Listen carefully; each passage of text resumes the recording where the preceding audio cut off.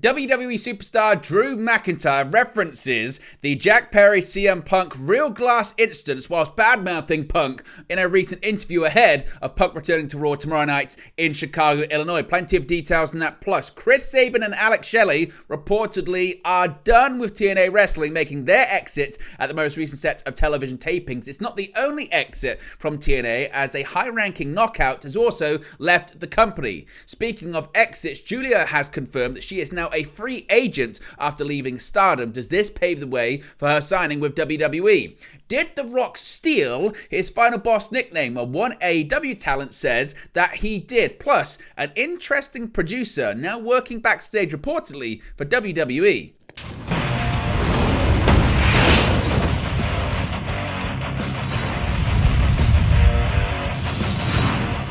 Hey guys, welcome back to Wrestling News 365. Hope everyone is doing very well. As always, there are plenty of news stories to get into in the world of professional wrestling. Let's start off talking about Drew McIntyre, the ultimate troll, particularly when it comes to CM Punk. And of course, Punk is set to return to Raw tomorrow night on USA Network in his hometown of Chicago, Illinois. And Drew McIntyre, being the person that put Punk on the shelf with his torn triceps injury, is not held back when continuing to troll the former WWE World Heavyweight Champion. Now, former WWE and AEW World Champion CM Punk has made a lot of enemies during his pro wrestling career, from getting into the fight with the likes of Teddy Hart in TNA to Eddie Kingston hating his guts in AEW, all the way through to his eventual exit from AEW when he got into a backstage altercation at All In with Jack Perry over being told to go cry me a river because Perry used real glass. Despite all of that, no one in wrestling in the year of 2024 anyway seemingly hates CM Punk more, at least outwardly, than Drew McIntyre. Of course, McIntyre will challenge Seth Rollins for the WWE World Heavyweight Championship at WrestleMania 40, but the straight-edge superstar is still on the mind of the Scottish Warrior, particularly ahead of Punk's return to Raw tomorrow.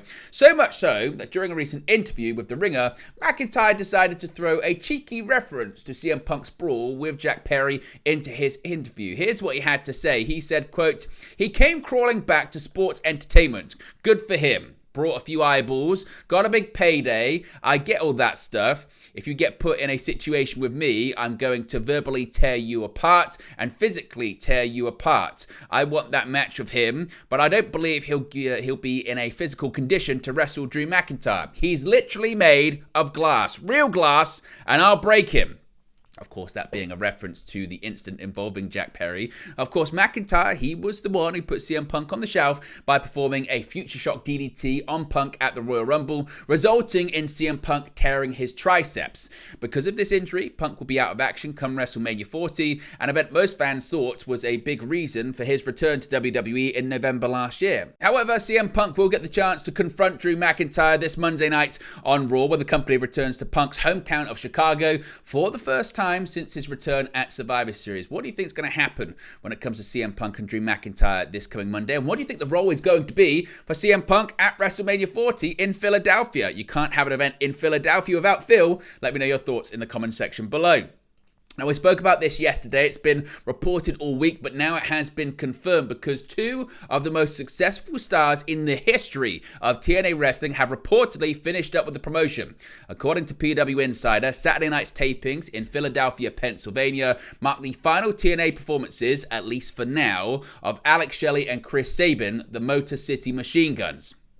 PW Insider says that TNA held an emotional backstage send-off of the veteran duo, whose contracts are up on April 1st. This report was then later confirmed by Sean Rossap of Fightful Select, who does add that while the door has been kept open for the Guns to return, they are not expected currently to remain with TNA Wrestling. Sabin and Shelley have spent the majority of their careers in TNA since debuting for the promotion in 2003 and 2004 respectively, and they've seen plenty of individual success, with both men having enjoyed a reign with the promotion's World Championship. However, of course, they are much better known as a tag team, the Motor City Machine Guns, and they are three-time TNA World Tag Team Champions. They've won Tag Team Gold in Game Changer Wrestling, New Japan Pro Wrestling, and Ring of Honor prior to its acquisition by the current AEW president, CEO, and owner Tony Khan. The Guns' final TNA match is reportedly against Eddie Edwards and Brian Myers for the tag team titles. Come April, they will be free agents and can sign with any promotion. They previously appeared in one match for AEW, teaming with Jay Lethal in a losing effort against FTR and Wardlow at All Out 2022.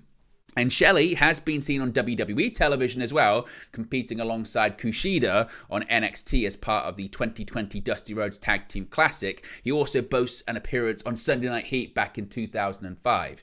Now, WWE Hall of Famer Road Dogg Brian James recently suggested Sabin and Shelley would be good WWE superstars. So what are your thoughts when it comes to the Motor City Machine Guns? Where do you think they're going to land next? Do you think they could go to AEW? Do you think they're going to go to WWE? Do you think they're going to go to NXT? Would they go straight to the main roster in WWE? Could they be involved in the tag team ladder match at WrestleMania? Let me know your thoughts, predictions for the future destination of the Motor City Machine Guns. Now, it's not the only exit from TNA over the last week, because details that Killer Kelly, reportedly, she has also finished up with TNA Wrestling as well. Now, one of the big names on TNA's Knockouts roster finished her time with the promotion very recently, it has been reported. Now, Killer Kelly finished up her run at the recent TNA Sacrifice pay-per-view, PW Insider is reporting, though news of her exit is only now officially getting out. At the event, MK Ultra, that being Kelly and Massa Slamovich, lost the TNA Knockouts World Tag Team Championships to Spitfire. Kelly made her TNA debut in November 2020, back when the promotion was still Impact Wrestling. She would team with Renee Michelle in a tournament to crown the new Impact Knockouts Tag Team Champions. The duo were defeated by Jazz and Jordan Grace in the first round. In 2022, she returned to the promotion and would compete at that year's Bound for Glory. At Slammiversary, she and Slamovich won the Knockouts World Tag Team titles. They'd lose the titles at TNA Hard to Kill in January 2024, but won the gold back a month later. Now, Killer Kelly may not be the only name, as I mentioned, that's leaving TNA Wrestling, as it's been reported that the Motor City Machine Guns have also left as well, or are set to leave at the end of their contracts on April 1st. In addition to that, it must be stressed too, they've also filed trademarks for the Motor City Machine Guns name, saying that they're ready to take it out of TNA Wrestling seemingly as well.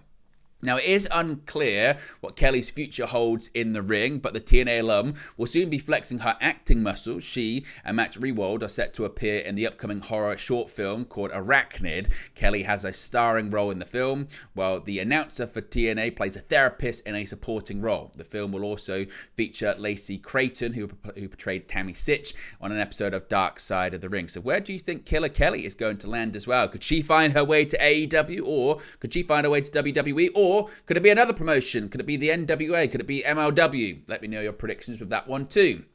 Now, speaking of exits, a bit of an update when it comes to Julia as well. She's been a hot topic for several months, hasn't she, in the world of professional wrestling. It was reported several months ago that WWE had strong interest in signing former World of Stardom champion Julia, with her contract set to expire at the end of this month. Since then, Stardom owner and founder Rossy Ogawa was fired from the company by the parent company Bushiroad, the same company that owns New Japan, and has announced his plans to launch a new promotion, likely set to feature other current Stardom stars who are set to leave the company as well. Now, the most recent report noted that Julia was set to leave Stardom at the end of the month before starting with Rossy Ogawa's new promotion, helping it to get off the ground before officially joining WWE sometime later this year. Taking to Twitter a few days ago, Julia officially announced her free agency and that she will be having only a few more days left in Stardom. She wrote, quote, "It has finally been officially released. I'm sorry for getting ahead of myself and confusing everyone. There are only a few days left in Stardom, but pro wrestler Julia is still going strong. Stay tuned." So officially, she's done with Stardom. As to where she's going to go next, the expectation is to go to Rossy Ogawa, help his promotion get off the ground, and then likely end up in WWE. Now, The Rock has been referring to himself as the final boss, but does it sound a bit familiar to some people? Well, if you watch AEW programming, maybe it does. At least that's what Serena Deeb says. When Dwayne The Rock Johnson came back to WWE in 2024, the idea is that he would be the guy to face Roman Reigns at WrestleMania 40. However, WWE had Cody Rhodes win the Royal Rumble for the second year in a row, and after The Rock had a stare down with Reigns on SmackDown when Cody Rhodes appeared to step aside, fans were very upset about it.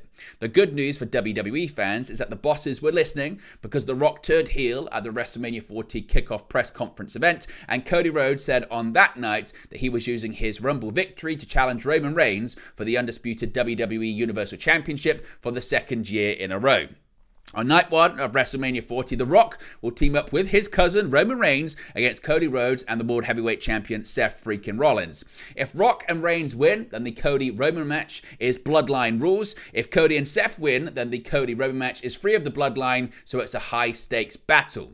Now, during Johnson's appearances on WWE television throughout the month of March and in social media promos, he has referred to himself as the final boss. It's a reminder to fans that The Rock is now on the TKO board of directors, which does make him a boss. It's also a term that's been used in video games, and also it's just kind of a cultural term, isn't it? Certainly.